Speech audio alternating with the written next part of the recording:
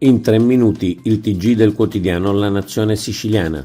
La sinistra contro il ponte e contro la Sicilia. La segretaria del PD Elly Schlein ha tenuto ieri una conferenza stampa contro il ponte sullo Stretto insieme ai 2 leader dell'Alleanza Verdi e Sinistra, Angelo Bonelli e Nicola Fratoianni. I 3 hanno annunciato anche di aver presentato un esposto in procura. Non è stata espressa nessuna motivazione reale, ma sono stati solo reiterati i soliti luoghi comuni tradizionali del benaltrismo.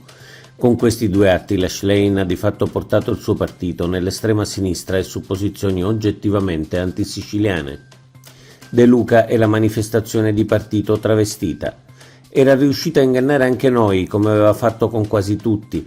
Sapevamo di una manifestazione di agricoltori e allevatori oggi a Piazza Indipendenza a Palermo e della presenza di Cateno De Luca, ma nessuna organizzazione agricola o comitato spontaneo aveva convocato, e allora abbiamo capito, non si era trattato dell'ennesimo episodio di strumentalizzazione, era semplicemente tutto finto e convocato direttamente da De Luca, una semplice manifestazione di partito travestita.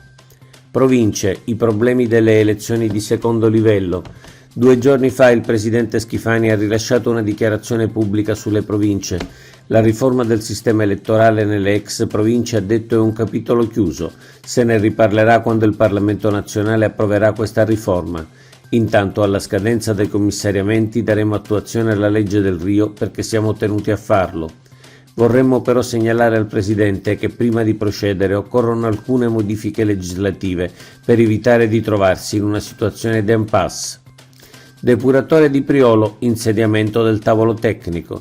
Il presidente Schifani ha fatto il punto sul depuratore dell'area industriale di Priolo nel Siracusano, del quale ha ricevuto la nomina a commissario. Ho subito indicato un subcommissario, ha detto Schifani, che seguirà la vicenda da vicino. A breve mi recherò personalmente a Siracusa per insediare il tavolo tecnico e chiederò a chi ne farà parte la massima professionalità e il massimo impegno. Ryanair a Catania. Ryanair ha annunciato oggi il nuovo operativo record su Catania per l'estate 2024, con oltre 650 voli settimanali su 40 rotte, incluse 5 nuove destinazioni verso Heraklion, Parigi, Praga, Rodi e Tirana. Ryanair baserà un nuovo aeromobile portando la flotta a Catania a 5 unità, supportando oltre 2.800 posti di lavoro.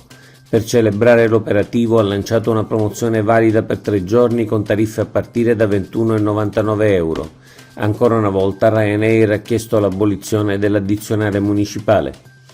Aeroporto Trapani Birgi chiuso. Chiusura dell'aeroporto Vincenzo Florio di Trapani Birgi da domenica 25 febbraio a sabato 16 marzo per lavori di manutenzione della pista. I voli saranno riprotetti dalle compagnie aeree che comunicheranno i dettagli ai passeggeri. I lavori programmati da tempo riguardano la sostituzione e l'ammodernamento degli aiuti visivi luminosi. Ci saranno al contempo lavori di manutenzione della pista realizzati da Airgest, società di gestione dello scalo. Oggi è tutto. Per l'informazione del quotidiano La Nazione Siciliana trovate gli articoli completi su www.lanazionesiciliana.eu.